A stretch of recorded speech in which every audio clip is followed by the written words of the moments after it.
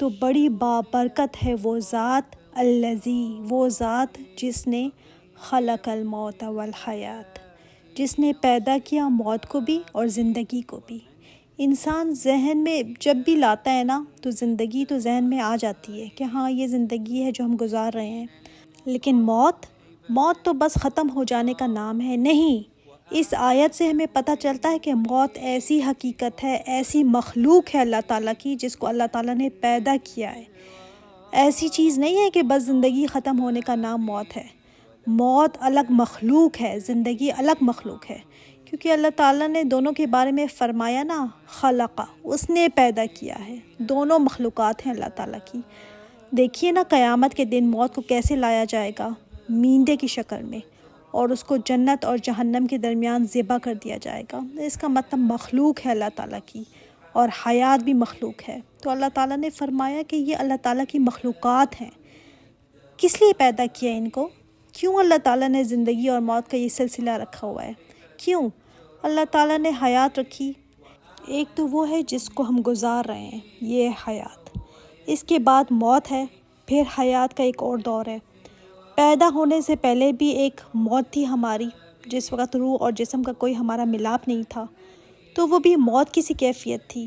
تو اللہ تعالیٰ نے موت اور زندگی کیوں رکھی؟ دیکھیے نا، اللہ تعالیٰ کا کوئی بھی کام عبث نہیں ہے، بیکار نہیں ہے، اس کا بھی یقیناً مقصد ہے، اور وہی مقصد اللہ تعالیٰ نے بیان فرمایا ہے کہ زندگی اور موت کو پیدا کیا اللہ تعالیٰ نے کیوں؟ لیبلوکم، تاکہ آزمائے وہ تم کو۔ کس چیز میں آزمائے تم کو؟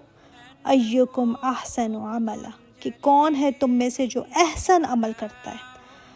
احسن مطلب کون ہے جو زیادہ اچھا عمل کر کے دکھاتا ہے۔ اللہ تعالیٰ نے عمل کرنے کی آزادی انسان کو دی ہوئی ہے نا، تمہارے پاس چوائس ہے، جیسے چاہے عمل کرو، چاہے تو بھلائی کرو، چاہے تو برائی کرو۔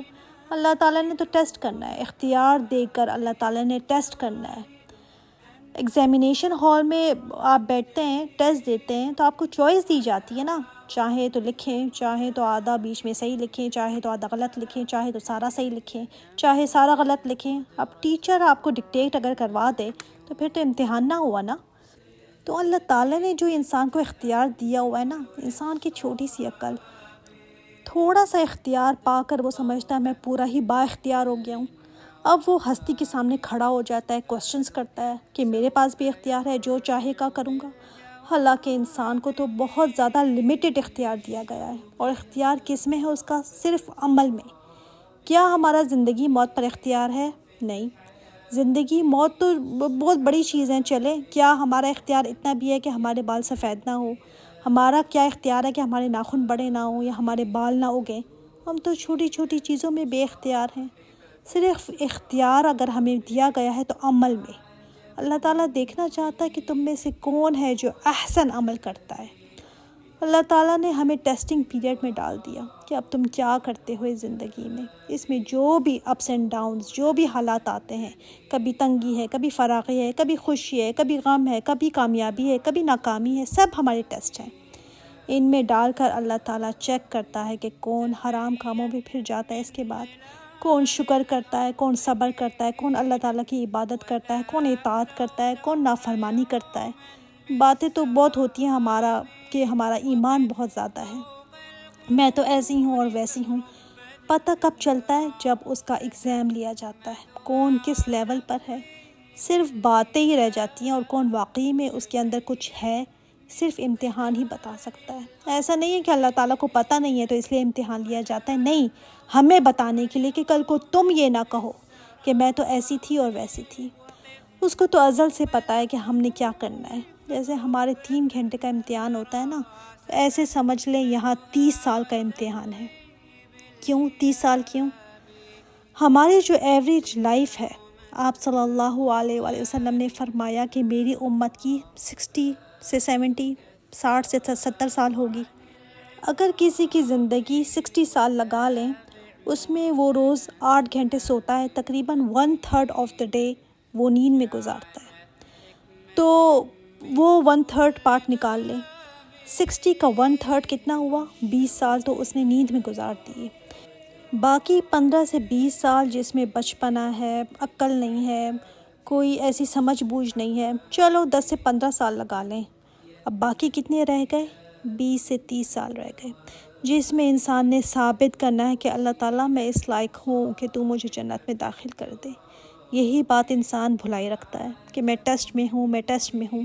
ایوری ڈے بھول جاتا ہے انسان، اتنی چیزوں میں انسان گم رہتا ہے نا کہ اسے یاد ہی نہیں رہتا کہ میرا تو ٹیسٹ چل رہا ہے۔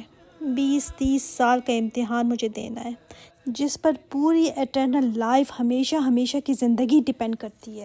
تو جو ہر رات سورۃ الملک پڑھے گا نا، تو یہ ریمائنڈر ہے کہ اللہ تعالیٰ نے مجھے ٹیسٹ میں ڈالا ہوا ہے، اللہ تعالیٰ مجھے آزما رہا ہے، سب ختم ہو جائے گا، سب ٹیمپری ہے۔ اب جو ذہین لوگ ہوتے ہیں نا، ان کے سر پر نا ٹیسٹ سوار رہتا ہے، کھاتے پیتے پہنتے اوڑھتے وہ بھی ہیں، مگر بس دماغ میں نا ٹیسٹ ہی سوار رہتا ہے۔ جو واقعی میں نا سیریس ہوتے ہیں امتحان میں، وہ اس کو بڑی سنجیدگی سے لیتے ہیں۔ اس طرح جنہوں نے جنت میں جانے کا فیصلہ کر لیا ہے کہ مجھے تو وہاں تک پہنچنا ہے، مجھے تو پاس ہونا ہے، اس ٹیسٹ میں مجھے پاس ہونا ہے، وہ اس زندگی کے ٹیسٹ کو سر پر ایسے سوار کرتے ہیں کہ ہم امتحان میں ہیں، ہم تو ٹیسٹ میں ہیں، ہم تو ٹیسٹ میں ہیں۔ اور جو دوسرے ہیں دنیا کے باقی، وہ کیا دنیا کے امتحان میں ان کو زیادہ پرواہ نہیں ہوتی، ٹھیک ہے پاس ہو بھی گئے تو ٹھیک ہے۔ کچھ لوگ ہیں جو زندگی کے امتحان میں ان کو پرواہ نہیں ہوتی۔ دیکھ لیں نا، آپ خود ہی اپنے سرکل میں دیکھ لیں، مگر وہاں کے لیے تو نمبر بہت زیادہ ضروری ہے۔ اللہ تعالیٰ نے دیکھنا کہ احسن عمل کس نے کیا، کس نے زیادہ اچھا عمل کیا۔ یہ نہیں فرمایا کہ کس نے زیادہ کر لیا، ڈھیروں کیا عمل، نہیں، اتنی نمازیں پڑھ لی، اتنے روزے رکھ لیے، نہیں، احسن کس نے کیا، مطلب کس نے بہت زیادہ اچھا کیا۔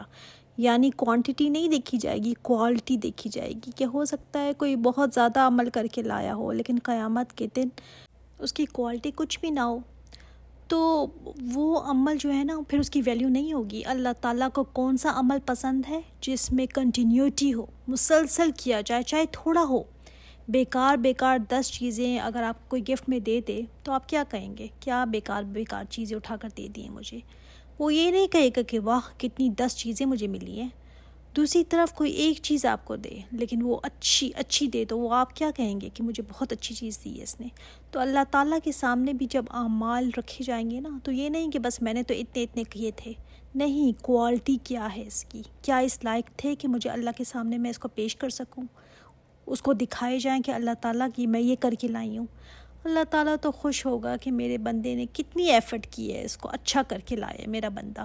اور احسن عمل میں خود بخود یہ آ جاتا ہے کہ ایک دوسرے سے مقابلہ، دوسرے سے آگے بڑھنے کا شوق، یعنی سب کا مقابلہ چل رہا ہے کہ کون آگے نکل جائے۔ اسی کی بیس پر سلیکشن کرنی ہے اللہ تعالیٰ نے اپنی جنت کے لیے، کہ کون ہے جو میرے آگے سر جھکاتا ہے اور کون ہے جو اپنی مرضیاں کرنے کے لیے میرے آگے سر اٹھاتا ہے۔ ابراہیم علیہ السلام کو دیکھیے نا، پوری زندگی امتحان تھی ان کی، پوری زندگی۔ ہم دنیا میں کیوں آئے ہیں؟ سمجھ آ رہی ہے نا آپ کو بات کی؟ ایک مسلمان کی تھنکنگ اور کافر کی تھنکنگ میں ایک فرق ہونا چاہیے نا۔ صبح ہو بس کھائے پیے مزے کیے، امتحان ذہن میں ہے ہی نہیں ہمارے۔ کوئی رشتوں کے ذریعے آزمایا جا رہا ہے، کوئی جاب کے ذریعے، کوئی اپنی بیماری کے ذریعے آزمایا جا رہا ہے، کوئی اپنے گھر کے حالات کے ذریعے آزمایا جا رہا ہے، کوئی اپنی اولاد کے ذریعے آزمایا جا رہا ہے، کوئی اپنے شوہر کے ذریعے۔ یہ نہ سمجھیں کہ جس کے پاس کم ہے، وہ جو بیچارہ ریفیوجی کیمپ میں بیٹھا ہوا ہے، وہ آزمایا جا رہا ہے، نہیں۔ جس کے پاس مال ہے، جس کے پاس صحت ہے، وہ بھی آزمایا جا رہا ہے۔ جس کے پاس پرفیکٹ سب کچھ ہے، حالانکہ پرفیکٹ تو کسی کے پاس اس دنیا میں کچھ بھی نہیں ہوتا، مگر پھر بھی جس کے پاس سب اچھا چل رہا ہے، وہ بھی آزمایا جا رہا ہے۔ سب کے اپنے اپنے ٹیسٹ ہیں، الگ الگ سب کے ٹیسٹ ہیں، لیکن ٹیسٹ میں سبھی ہیں۔ ہم بھول جاتے ہیں، یہی چیزیں ہمیں یاد نہیں رہتی۔ جو بیماری ہے یا غربت میں ہے، وہ اس کو پھر بھی سمجھ آ جاتی ہے کہ وہ آزمائش میں ہے، ٹیسٹ ہے، اور سب کہتے ہیں کہ ہاں تم ٹیسٹ میں ہو سکتا ہے کہ وہ سیدھے راستے پر آ ہی جائے۔ مجھے اور آپ کو تو سمجھ ہی نہیں آتی کہ ہماری بھی آزمائش ہے، ہمارا بھی ٹیسٹ چل رہا ہے۔ ہمارے جیسے لوگ جن کو خوشحالی ملی ہو، جو نعمتوں میں ہوں، ان کو تو سمجھ ہی نہیں آتی کہ ہمارا بھی امتحان ہے۔ تو احسن عمل کرنے کا سوچنے کا ہمیں خیال ہی نہیں آتا۔ اور احسن عمل وہ نہیں کہ وہ بڑا اچھا کریے جی، اس نے مجھے بتا دیا یا میں نے ادھر سے سن لیا، نہیں۔ احسن عمل وہ ہوگا جو قرآن و سنت کے مطابق ہوگا، لوگوں کے کہنے سے احسن عمل نہیں بن جاتا۔ اور احسن عمل صرف عبادت تک اس کو کنفائن نہ کریں، بلکہ میرا بولنا چالنا، میرا اٹھنا بیٹھنا، میرے لوگوں کے ساتھ معاملات، سبھی احسن عمل میں آ جاتا ہے۔ گھر کے اندر اور باہر فل چیکنگ ہو رہی ہے ہماری۔ دیکھیے نا، امتحان سے پہلے سیلیبس ہمیں دیا جاتا ہے کہ اس میں سے چیز میں سے امتحان ہوگا. ہمارا سیلیبس کیا ہے؟ قرآن ہمیں بتائے گا کیا کرائٹیریا ہے اس امتحان میں پورا اترنے کا. یہ چیزیں ہیں جن کی تیاری کر لو، یہ چیزیں ہیں جن کو چھوڑنا ہے. جس طرح دنیا کے امتحان میں سب برابر نہیں ہوتے نا، کوئی ٹاپ پر ہوتا ہے، کوئی ایوریج، کوئی بیرلی پاس ہوتا ہے، اسی طرح اس امتحان میں بھی سب برابر نہیں ہے. آگے بڑھنے والے کون ہوں گے؟ جو اچھی طرح سمجھ لیں گے دنیا کی حقیقت کیا ہے. کیا میں یہی سب کرنے کے لیے آئی ہوں جو کر رہی ہوں، یا مجھے کچھ اور کرنا ہے؟ یہ قرآن میں بہت جگہ آیا ہے کہ انسان کو اللہ تعالیٰ نے امتحان میں ڈالا ہوا ہے. خود کو اگر بیچنا ہے نا، اپنے آپ کو انویسٹ کرنا ہے تو اللہ تعالیٰ کے ساتھ سودا کرو جو جنت کے بدلے آپ کو خریدتا ہے. انویسٹ کرنا ہے نا تو وہاں انویسٹ کرو، اپنی زندگی کو، اپنے لمحات کو، اپنے گھنٹوں کو، اپنے منٹ کو ادھر انویسٹ کرو. بہترین انویسٹمنٹ ہے. کیوں؟ کیونکہ اس سے زیادہ کوئی آپ کو دے ہی نہیں سکتا. جاؤ پوچھو جا کر، کون ہے جو جنت جیسی چیز آپ کو دے سکتا ہے؟ کوئی بھی نہیں دے سکتا. اللہ تعالیٰ نے فرمایا نا، میرے لیے لگاؤ، اپنے آپ کو میرے لیے لگاؤ، اپنی خواہشات، اپنی مرضی کو تو میں تمہیں دوں گا. 20-25 سال ہی ہے نا، کیا مسئلہ ہے اس میں؟ پھر بھی ہم یہ لگانے کو اپنی جان تیار نہیں ہوتے. کبھی آپ نے ٹائم لائن بنائی ہے؟ ہمیں ہسٹری کی کلاس میں کبھی ہم سے بنواتے تھے نا، تو بنائیے کبھی ٹائم لائن. آدم علیہ السلام سے لے کر سٹارٹ، ہزاروں سال گزر گئے ہیں، کتنے ہی ہزاروں سال آنے ہیں، ان میں اور آپ کدھر ہیں؟ اتنا چھوٹا سا ڈاٹ لگائیں، اتنا سا پیریڈ ہمیں ملا ہوا ہے. بہت سے امتحان اوور ہو گئے ہیں، بہت قبروں میں جا چکے، بہت سے بھی آئیں گے. تو یہ چھوٹا سا ٹائم جو ہمیں ملا ہوا ہے نا، وہ اس سینچری کے ختم ہونے سے پہلے جو بول رہی ہے وہ بھی ختم ہو جائے گی، جتنے سننے والے ہیں وہ بھی ختم ہو جائیں گے. کبھی وہ بھی زمین کے اوپر چلا پھرتا گھوما کرتے تھے، کھاتے پیتے تھے، وہ بھی کہتے تھے کہ ہمارے پاس ٹائم نہیں ہے. تو چلے گئے وہ بھی، ہمارے پاس بھی ٹائم نہیں ہے. تو جیسے وہ چلے گئے تو ہم نے بھی چلے جانا ہے. ہر ایک کی باری ہے، ہر ایک جو ہے باری باری کا امتحان میں آ رہا ہے اور باری باری جا رہا ہے. وَهُوَ الْعَزِيزُ الْغَفُورُ، اور وہ غالب ہے. اچھا، عزیز کے اندر نا اسٹرینتھ بھی ہے، عزیز میں غلبہ بھی ہے، قدرت بھی ہے، اختیار، فل اتھارٹی. العزیز وہ ہے جس کو کسی سے پوچھنے کی ضرورت نہیں ہے، جو چاہتا ہے کرتا ہے. اب جب ایسے رب کے بارے میں سوچتے ہیں نا تو دل ایک ڈر جاتا ہے ایک دم سے کہ اللہ تعالیٰ اب کیا ہوگا، وہ تو العزیز ہے. دل روب میں آ جاتا ہے. ساتھ ہی اللہ تعالیٰ نے کیا فرما دیا کہ ساتھ ہی وہ غفور بھی ہے. یعنی اگر امتحان میں کوئی پھسل جاتا ہے، کوئی تھوڑا بہت آگے پیچھے ہو جاتا ہے تو کوئی نہیں، وہ معاف کر دیتا ہے، بخشنے والا ہے، بہت زیادہ معاف کر دیتا ہے، ڈھانپ لیتا ہے. اور ایسے ڈھانپتا ہے کہ کسی کو بھی پتہ نہیں چلتا کہ اس نے یہ گناہ کیے ہیں. حضرت ابوبکر صدیق فرمایا کرتے تھے نا کہ کاش میں کوئی پرندہ ہوتا، چرتا چکتا، اور میرا امتحان نہ ہوتا، آزاد ہوتا میں. ظاہر ہے امتحان ہوگا تو غلطیاں بھی ہوں گی، انسان پھسلے گا بھی.